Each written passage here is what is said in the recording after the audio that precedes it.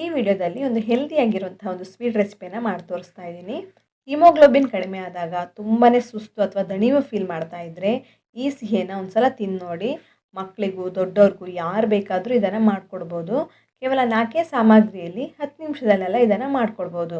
ಈ ಆರೋಗ್ಯಕರವಾದಂತಹ ರೆಸಿಪಿಯನ್ನು ಹೇಗೆ ಮಾಡ್ಕೊಳ್ಳೋದು ಹಾಗೆ ಏನೆಲ್ಲ ಸಾಮಗ್ರಿ ಬೇಕು ಅಂತ ನೋಡೋಣ. ಹೆಲೋ ಫ್ರೆಂಡ್ಸ್, ನಮಸ್ತೆ. ಶ್ರೀ ಮ್ಯಾಜಿಕ್ ಕಿಚನ್ಗೆ ಸುಸ್ವಾಗತ. ರೆಸಿಪಿಯನ್ನು ಮಾಡ್ಕೊಳ್ಳೋದಕ್ಕೆ ನಾನು ಹಿಟ್ಟನ್ನು ಬಳಸ್ತಾ ಇಲ್ಲ, ಆದರೆ ರವೆಯನ್ನು ಉಪಯೋಗಿಸ್ಕೊಳ್ತಾ ಇದ್ದೀನಿ. ಸುಮಾರು ಅರ್ಧ ಕಪ್ ಆಗೋಷ್ಟು ರವೆಯನ್ನು ಒಂದು ದಪ್ಪ ತಳದ ಪಾತ್ರೆಗೆ ಹಾಕ್ಕೊಂಡಿದ್ದೀನಿ, ಒಂದು ಪ್ಯಾನ್ಗೆ ಸೇರಿಸ್ಕೊಂಡಿದ್ದೀನಿ. ಇದನ್ನು ಡ್ರೈ ರೋಸ್ಟ್ ಮಾಡ್ಕೊಳ್ಬೇಕಾಗತ್ತೆ. ಒಂದು 2 ನಿಮಿಷದ ತನಕ ಇದನ್ನು ಚೆನ್ನಾಗಿ ಡ್ರೈ ರೋಸ್ಟ್ ಮಾಡ್ಕೊಳ್ಬೇಕು. ನಾನಿಲ್ಲಿ ಬಾಂಬೆ ರವೆನ ಉಪಯೋಗಿಸ್ಕೊಂಡಿರೋದು. ಬಾಂಬೆ ರವೆ ಅಥವಾ ಚಿರೋಟಿ ರವೆನ ತೊಗೊಳ್ಳಿ, ಆದಷ್ಟು ಚಿಕ್ಕ ರವೆನೇ ಉಪಯೋಗಿಸ್ಕೊಳ್ಬೇಕಾಗತ್ತೆ. ಇದನ್ನು ಒಳ್ಳೆ ಘಮ ಬರೋ ತನಕ ಚೆನ್ನಾಗಿ ಇದನ್ನು ಹುರ್ಕೊಳ್ಬೇಕಾಗತ್ತೆ, ಡ್ರೈ ರೋಸ್ಟ್ ಮಾಡ್ಕೊಳ್ಬೇಕು. ಚೆನ್ನಾಗಿ ಹುರ್ಕೊಂಡ ನಂತರ ಇದನ್ನೊಂದು ಪಾತ್ರೆಗೆ ಸೇರಿಸ್ಕೊಳ್ತಾ ಇದ್ದೀನಿ. ಸ್ವಲ್ಪ ಬಿಸಿ ಇರೋದ್ರಿಂದ ಸ್ವಲ್ಪ ತಣ್ಣಗಾಗೋದಕ್ಕೆ ಇಡ್ತಾ ಇದ್ದೀನಿ. ಹಾಗೆ ಒಂದು ಪಾತ್ರೆ ತೊಗೊಳ್ತಾ ಇದ್ದೀನಿ. ನಾನಿಲ್ಲಿ ಕೇಕ್ ಟಿನ್ನನ್ನು ತೊಗೊಂಡಿದ್ದೀನಿ. ಇದಕ್ಕೆ ಸ್ವಲ್ಪ ತುಪ್ಪವನ್ನು ಸವರ್ಕೊಳ್ಬೇಕಾಗತ್ತೆ. ಸಿಹಿಯನ್ನು ಮಾಡಿದ ನಂತರ ಕೂಡಲೇ ಇದಕ್ಕೆ ಹಾಕ್ಕೊಳ್ಬೇಕು. ಹಾಗಾಗಿ ಮೊದಲಿಗೆ ಇದನ್ನು ರೆಡಿ ಮಾಡ್ಕೊಳ್ತಾ ಇದ್ದೀನಿ. ಸ್ವಲ್ಪ ಡ್ರೈ ಫ್ರೂಟ್ಸನ್ನು ಕೂಡ ಇದಕ್ಕೆ ಹಾಕ್ಕೊಳ್ತಾ ಇದ್ದೀನಿ. ನಾನಿಲ್ಲಿ ಪಿಸ್ತಾ ಹಾಗೆ ಮೆಲನ್ ಸೀಡನ್ನೆಲ್ಲ ಹಾಕ್ಕೊಂಡಿದ್ದೀನಿ. ನೀವು ಬೇರೆ ಡ್ರೈ ಫ್ರೂಟ್ಸ್ಗಳೆಲ್ಲ ಇದ್ದರೆ ಅದನ್ನು ಕೂಡ ಸೇರಿಸ್ಕೊಳ್ಬೋದು. ಬಾದಾಮಿ ಹಾಗೆ ಗೋಡಂಬಿಯನ್ನು ಕೂಡ ಚಿಕ್ಕದಾಗಿ ಕಟ್ ಮಾಡಿ ಕೂಡ ಹಾಕ್ಕೊಳ್ಬೋದು. ಈ ಟಿನ್ನನ್ನು ಸೈಡಲ್ಲಿ ಇಟ್ಬಿಟ್ಟು ಮೊದಲಿಗೆ ತಣ್ಣಗಾಗೋದಕ್ಕೆ ಇಟ್ಟಂತಹ ರವೆಗೆ ನೀರನ್ನು ಹಾಕ್ಕೊಳ್ತಾ ಇದ್ದೀನಿ.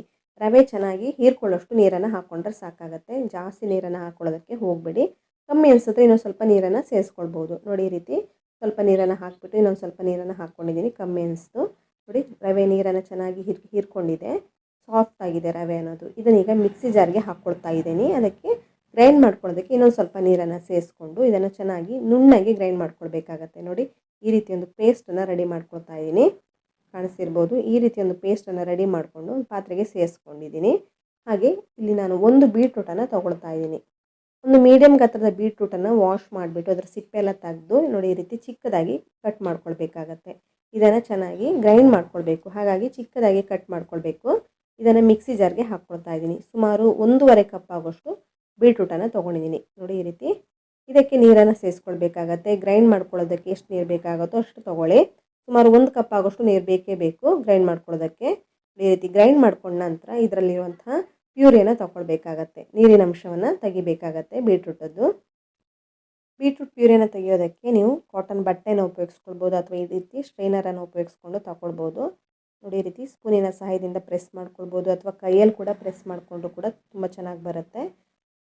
ನೋಡಿ, ಈ ರೀತಿ ಇದರಲ್ಲಿರುವಂಥ ವೇಸ್ಟೇಜನ್ನು ನೀವು ಬಿಸಾಕಬೇಕಂತೇನಿಲ್ಲ. ಇದನ್ನು ಚಪಾತಿ ಮಾಡ್ಕೊಳ್ಳುವಾಗ ಕಲಿಸ್ಕೊಳ್ಬೋದು ಅಥವಾ ರೊಟ್ಟಿ ಮಾಡ್ಕೊಳ್ಳುವಾಗ ಕೂಡ ಇದನ್ನು ಹಾಕ್ಬೋದು. ಬಿಸಾಕಬೇಕಂತ ಏನಿಲ್ಲ. ನೋಡಿ, ಈಗ ಸುಮಾರು 1.5 ಕಪ್ ಆಗೋಷ್ಟು ಬೀಟ್ರೂಟ್ ಪ್ಯೂರಿಯನ್ನು ತೊಗೊಂಡಿದ್ದೀನಿ. ಹಾಗೆ ಇದನ್ನು ನಾನು ರವೆಯನ್ನು ಗ್ರೈಂಡ್ ಮಾಡ್ಕೊಂಡು ಇಟ್ಕೊಂಡಿದ್ದೀನಲ್ಲ ಅದಕ್ಕೆ ಸೇರಿಸ್ಕೊಳ್ತಾ ಇದ್ದೀನಿ. ಎರಡನ್ನು ಚೆನ್ನಾಗಿ ಕಲಿಸ್ಕೊಳ್ಬೇಕಾಗತ್ತೆ, ಮಿಕ್ಸ್ ಮಾಡ್ಕೊಳ್ಬೇಕಾಗತ್ತೆ. ಗಂಟೆಲ್ಲ ಆದರೆ ತಗೊಳ್ಬೇಕಾಗತ್ತೆ. ಒಂದು ಚೂರು ಗಂಟೇನೂ ಇರಬಾರ್ದು. ನೋಡಿ, ಈ ರೀತಿ ನೀರು ರೀತಿ ಇರಬೇಕಾಗತ್ತೆ. ಹಾಗಾಗಿ ನಾನು ಇದನ್ನು ಚೆನ್ನಾಗಿ ಮಿಕ್ಸ್ ಮಾಡ್ಕೊಳ್ತಾ ಇದ್ದೀನಿ. ಕಾಣಿಸ್ತಿರ್ಬೋದು. ನೋಡಿ, ಇದೀಗ ರೆಡಿಯಾಗಿದೆ.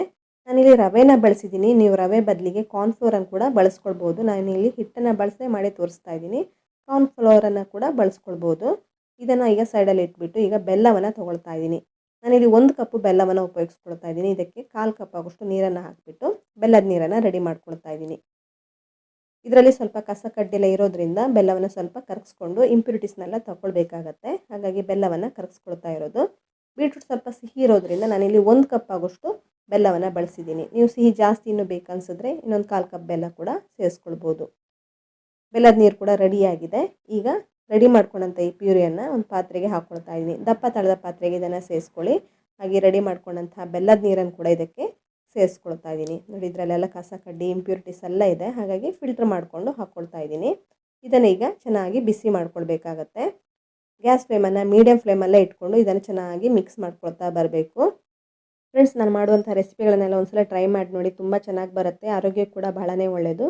ನೀವು ಟ್ರೈ ಮಾಡಿ ಅದನ್ನು ಹೇಗೆ ಬಂತು ಅಂತ ಕಮೆಂಟ್ ಸೆಕ್ಷನಲ್ಲಿ ಕಮೆಂಟ್ ಮೂಲಕ ನನಗೆ ತಿಳಿಸಿ. ಹಾಗೆ ನೀವು ಎಲ್ಲಿಂದ ಕಮೆಂಟ್ ಮಾಡ್ತಾ ಇದ್ದೀರಂತಲೂ ಮೆನ್ಷನ್ ಮಾಡಿ. ಇದೇ ರೀತಿ ಇದನ್ನು ಬಿಸಿ ಮಾಡ್ಕೊಳ್ಬೇಕಾಗತ್ತೆ. ಸ್ವಲ್ಪ ಹೊತ್ತಿನ ನಂತರ ಅದು ಗಟ್ಟಿಯಾಗೋದಕ್ಕೆ ಸ್ಟಾರ್ಟ್ ಆಗುತ್ತೆ. ನೋಡಿ, ಕಾಣಿಸ್ತಿರ್ಬೋದು. ತುಂಬಾ ನೀರಿತ್ತು. ಇದೇ ರೀತಿ ಮಿಕ್ಸ್ ಮಾಡ್ತಾ ಇದ್ದ ಹಾಗೆ ಗಟ್ಟಿಯಾಗಿಬಿಡುತ್ತೆ.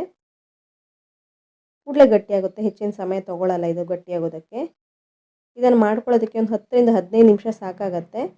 ಈ ಬೀಟ್ರೂಟನ್ನೆಲ್ಲ ಕಟ್ ಮಾಡಿ ಸಿಪ್ಪೆ ತೆಗೆಯೋದಕ್ಕೆ ಸ್ವಲ್ಪ ಟೈಮ್ ತೊಗೊಳ್ಳೋದು, ಇಲ್ಲಾಂದರೆ ಕೂಡಲೇ ಆಗಿಬಿಡುತ್ತೆ. 10ರಿಂದ 15 ನಿಮಿಷ ಸಾಕು.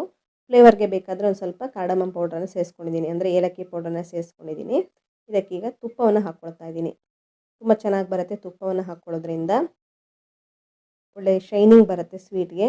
ನೋಡೋದಕ್ಕೂ ತುಂಬ ಚೆನ್ನಾಗಿರುತ್ತೆ, ಹಾಗೆ ಟೇಸ್ಟ್ ಕೂಡ ಹಾಗೆ ತುಂಬಾ ಚೆನ್ನಾಗಿ ಬರುತ್ತೆ. ಹಿಡಿದೀಗ ತುಪ್ಪವನ್ನೆಲ್ಲ ಹೀರ್ಕೊಳ್ಳುತ್ತೆ. ಸ್ವಲ್ಪ ಗಟ್ಟಿ ಆಗೋದಕ್ಕೆ ಸ್ಟಾರ್ಟ್ ಆಗುತ್ತೆ, ಪಾತ್ರೆ ತಳವನ್ನು ಬಿಡೋದಕ್ಕೆ ಸ್ಟಾರ್ಟ್ ಆಗುತ್ತೆ. ತುಪ್ಪ ಹಾಕಿದ ನಂತರ ನೋಡಿ ಒಳ್ಳೆ ಕಲರ್ ಬಂದಿದೆ, ಒಳ್ಳೆ ಶೈನಿಂಗ್ ಕೂಡ ಬಂದಿದೆ. ತುಪ್ಪ ಜಾಸ್ತಿ ಕೂಡ ಹಾಕ್ಕೊಳ್ಬೋದು. ನಾನಿಲ್ಲಿ ಒಂದು 3-4 ಟೇಬಲ್ ಸ್ಪೂನ್ ಹಾಕ್ಕೊಂಡಿದ್ದೀನಿ. ನೋಡಿ ಈ ರೀತಿ ಕನ್ಸಿಸ್ಟೆನ್ಸಿ ಬರಬೇಕು, ರಿಬ್ಬನ್ ಕನ್ಸಿಸ್ಟೆನ್ಸಿ ರೀತಿ. ನೋಡಿ ಈ ರೀತಿ ರಿಬ್ಬನ್ ಥರ ಬೀಳ್ತಾ ಇದೆ, ಮೇಲಿಂದ ಎತ್ತಿ ಬಿಟ್ಟರೆ ಇದೀಗ ಪರ್ಫೆಕ್ಟ್ ಆಗಿರುವಂಥ ಒಂದು ಕನ್ಸಿಸ್ಟೆನ್ಸಿ. ನಾನೀಗ ಗ್ಯಾಸ್ ಫ್ಲೇಮನ್ನು ಆಫ್ ಮಾಡಿಬಿಟ್ಟು ನಾನು ಮೊದಲಿಗೆ ರೆಡಿ ಮಾಡ್ಕೊಂಡು ಇಟ್ಕೊಂಡಿದ್ದೀನಲ್ಲ ಪಾತ್ರೆಗೆ, ಡ್ರೈ ಫ್ರೂಟ್ಸ್ನೆಲ್ಲ ಹಾಕಿಟ್ಟಿದ್ದೀನಲ್ಲ ಅದನ್ನು ಅದಕ್ಕೆ ಹಾಕ್ಕೊಳ್ತಾ ಇದ್ದೀನಿ. ನೋಡಿ ಎಲ್ಲವನ್ನು ಹಾಕ್ಕೊಳ್ತಾ ಇದ್ದೀನಿ. ಬಿಸಿ ಬಿಸಿ ಇರುವಾಗಲೇ ಇದನ್ನು ಸೇರಿಸ್ಕೊಳ್ಳಿ. ನೀವು ಹಾಗೆ ತಿಂತೀರಾದರೆ ಈ ಬಿಸಿ ಬಿಸಿ ಇರುವಾಗಲೇ ಸರ್ವ್ ಮಾಡ್ಬೋದು. ಇದನ್ನು ನೀವು ಬರ್ಫಿ ರೀತಿ ಸೆಟ್ ಮಾಡಿ ತಿಂತೀರಾದರೆ ಇದನ್ನು ಪಾತ್ರೆಗೆ ಹಾಕಿಬಿಟ್ಟು ತಣ್ಣಗಾಗೋದಕ್ಕೆ ಇಡಬೇಕಾಗತ್ತೆ. ಈ ರೀತಿ ಸೆಟ್ ಮಾಡಿದ್ರೆ ಬರ್ಫಿ ರೀತಿ ಆಗುತ್ತೆ. ಹಾಗೆ ತಿಂತೀರಾದರೆ ಅದು ಹಲ್ವಾ ರೀತಿ ತಿನ್ಬೋದು ನೀವು. ನೋಡಿದೀಗ ಕಂಪ್ಲೀಟಾಗಿ ತಣ್ಣಗಾಗೋದಕ್ಕೆ ಇಟ್ಟಿದ್ದೀನಿ. ಸುಮಾರು 1 ಗಂಟೆ ಹೊತ್ತು ಇದನ್ನು ತಣ್ಣಗಾಗೋದಕ್ಕೆ ಇಟ್ಟರೆ ಕಂಪ್ಲೀಟಾಗಿ ತಣ್ಣಗಾಗುತ್ತೆ, ಹಾಗೆ ಚೆನ್ನಾಗಿ ಸೆಟ್ ಆಗುತ್ತೆ. ಇದನ್ನು ಕಟ್ ಮಾಡ್ಕೊಳ್ಳೋದಕ್ಕೂ ಈಸಿ ಆಗುತ್ತೆ. ನೋಡಿದೀಗ ಕಂಪ್ಲೀಟಾಗಿ ತಣ್ಣಗಾಗಿದೆ. ಇದನ್ನು ಉಲ್ಟಾ ಹಾಕ್ಕೊಳ್ತಾ ಇದ್ದೀನಿ. ಉಲ್ಟಾ ಹಾಕಿದ ನಂತರ ಕೂಡಲೇ ತೆಗೆಯೋದಕ್ಕೂ ಆಗುತ್ತೆ, ಹೆಚ್ಚು ಕಷ್ಟ ಕೂಡ ಆಗಲ್ಲ ಇದನ್ನು ತೆಗೆಯೋದಕ್ಕೆ. ನೋಡಿ ಈ ರೀತಿ ಒಂದು ಸಲ ತಟ್ಕೊಳ್ಳಿ. ನೋಡಿ ಈ ರೀತಿ ಈಸಿಯಾಗಿ ಇಳ್ಕೊಂಡು ಬಂದಿದೆ. ತುಪ್ಪವನ್ನೆಲ್ಲ ಹಾಕಿರೋದ್ರಿಂದ ಪಾತ್ರೆಗೆ ಅಂಟ್ಕೊಳ್ಳಲ್ಲ. ಹಾಗೆ ಈ ರೆಸಿಪಿ ಮಾಡ್ಕೊಳ್ಳೋದಕ್ಕೂ ತುಪ್ಪ ಸೇರಿಸ್ಕೊಂಡಿರೋದ್ರಿಂದ ಜಾಸ್ತಿ ಅಂಟ್ಕೊಳ್ಳಲ್ಲ, ತೆಗೆಯೋದಕ್ಕೆ ಈಸಿ ಆಗುತ್ತೆ. ನೋಡಿ ಇದೀಗ ಕಂಪ್ಲೀಟಾಗಿ ತೆಗ್ದಾಗಿದೆ, ತಣ್ಣಗಾಗಿದೆ. ಇದನ್ನು ನೀವು ಫ್ರಿಜ್ಜಲ್ಲಿಟ್ಟು ತಿನ್ನೋದಕ್ಕೆ ಇನ್ನೂ ತುಂಬ ಚೆನ್ನಾಗಿರುತ್ತೆ. ಇದನ್ನು ನೀವು ಒಂದು 2-3 ದಿವಸ ಇಟ್ಟು ಕೂಡ ತಿನ್ಬೋದು, ತುಂಬಾ ರುಚಿಯಾಗಿರುತ್ತೆ. ನೋಡಿ ಯಾವ ರೀತಿ ಬಂದಿದೆ ಅಂತ ಕಾಣಿಸ್ತಿರ್ಬೋದು. ಬೇಕರಿಯಿಂದ ಹಲ್ವಾಗಿ ಎಲ್ಲ ತಂದು ತಿನ್ನೋದಕ್ಕಿಂತ ಮನೇಲಿಗೆ ಈ ರೀತಿ ಆರೋಗ್ಯಕರವಾದಂತಹ ಬೀಟ್ರೂಟ್ ಹಲ್ವಾವನ್ನು ಮಾಡಿ ನೋಡಿ, ಬರ್ಫಿಯನ್ನು ತುಂಬ ರುಚಿಯಾಗಿರುತ್ತೆ. ಆರೋಗ್ಯಕ್ಕೆ ಕೂಡ ಬಹಳನೇ ಒಳ್ಳೆಯದು, ಮಕ್ಳಿಗಂತೂ ಬಹಳನೇ ಒಳ್ಳೆಯದು. ಬೀಟ್ರೂಟ್ ಅಂತ ಉಪಯೋಗ ಅಂತೂ ನಿಮ್ಗೆ ಗೊತ್ತೇ ಇದೆ ಎಷ್ಟು ಒಳ್ಳೆಯದಂತ ಆರೋಗ್ಯಕ್ಕೆ. ನೋಡಿ ಇದೀಗ ನಾನು ಕಟ್ ಮಾಡಿ ತೋರಿಸ್ತಾ ಇದ್ದೀನಿ, ನೋಡಿ ಯಾವ ರೀತಿ ಕಟ್ ಆಗಿದೆ ಅಂತ. ಇದನ್ನು ಬಾಯಲ್ಲಿ ಇಡ್ತಾ ಇದ್ದ ಹಾಗೆ ಕರ್ಗಿ ಹೋಗಿಬಿಡುತ್ತೆ, ಅಷ್ಟು ರುಚಿಯಾಗಿರುತ್ತೆ, ಅಷ್ಟು ಸಾಫ್ಟಾಗಿ ಬೆಣ್ಣೆ ಥರ ಇದೆ. ಈ ರೀತಿ ಆರೋಗ್ಯಕರವಾದಂತಹ ರೆಸಿಪಿಯನ್ನು ನೀವು ವಾರಕ್ಕೊಂದ್ಸಲ ಮಾಡಿ ತಿಂದರೂ ಏನು ತೊಂದರೆ ಇಲ್ಲ, ಅಷ್ಟು ಒಳ್ಳೆಯದಿದೆ ಆರೋಗ್ಯಕ್ಕೆ. ನೋಡಿ ಇದೀಗ ಕಟ್ ಮಾಡಿ ತೋರಿಸ್ತಾ ಇದ್ದೀನಿ, ನೋಡಿ ಇಷ್ಟೊಂದು ಸಾಫ್ಟಾಗಿದೆ ಅಂತ ನೀವೇ ನೋಡ್ಬೋದು. ನೋಡಿ ತುಂಬಾ ರುಚಿಯಾಗಿರುತ್ತೆ, ಬಾಯಲ್ಲಿ ಇಡ್ತಾ ಇದ್ದಾಗೆ ಕರ್ಗಿಬಿಡುತ್ತೆ. ನೀವು ಫಸ್ಟ್ ಟೈಮ್ ಮಾಡ್ತಾಯಿದ್ರು ಕೂಡ ಇದೇ ರೀತಿ ಪರ್ಫೆಕ್ಟಾಗಿ ಮಾಡ್ಕೊಳ್ಬೋದು, ಒಂದು ಚೂರು ಫೇಲ್ ಆಗಲ್ಲ, ಅಷ್ಟು ಚೆನ್ನಾಗಿ ಬರುತ್ತೆ. ನೋಡಿ ನಾನು ರವೆ ಬಳಸಿದ್ದೀನಿ, ನಿಮಗೆ ರವೆ ಬೇಡ ಅನಿಸಿದ್ರೆ ಕಾರ್ನ್ಫ್ಲೋರನ್ನು ಬಳಸಿ ಕೂಡ ಮಾಡ್ಕೊಳ್ಬೋದು. ಒಂದು 3-4 ಟೇಬಲ್ ಸ್ಪೂನು ಕಾರ್ನ್ಫ್ಲೋರನ್ನು ಸ್ವಲ್ಪ ನೀರಿಗೆ ಹಾಕಿ ಮಿಕ್ಸ್ ಮಾಡಿ ಹಾಕ್ಕೊಳ್ಳಿ. ನೋಡಿ ಕಟ್ ಮಾಡಿ ತೋರಿಸ್ತಾ ಇದ್ದೀನಿ, ನೋಡಿ ಒಳಗಡೆ ಟೆಕ್ಸ್ಚರ್ ಹೇಗೆ ಬಂದಿದೆ ಅಂತ. ನೋಡಿದ್ರಲ್ಲ ಫ್ರೆಂಡ್ಸ್, ಈ ಆರೋಗ್ಯಕರವಾದಂತಹ ಸಿಹಿಯನ್ನು ಹೇಗೆ ಮಾಡೋದು ಅಂತ. ಈ ರೆಸಿಪಿ ನಿಮಗೆ ಇಷ್ಟವಾಗಿದ್ದಲ್ಲಿ ನಿಮ್ಮ ಫ್ರೆಂಡ್ಸ್ ಹಾಗೂ ಫ್ಯಾಮಿಲಿ ಮೆಂಬರ್ಸೊಂದಿಗೆ ಶೇರ್ ಮಾಡಿ, ಹಾಗೆ ಲೈಕ್ ಮಾಡೋದಕ್ಕಂತೂ ಮರಿಲೇಬೇಡಿ. ಇನ್ನಷ್ಟು ಹೊಸ ರೀತಿಯ ಅದ್ಭುತವಾದ ಸಿಹಿಗಳೊಂದಿಗೆ ಸಿಗೋಣ. ಧನ್ಯವಾದಗಳು.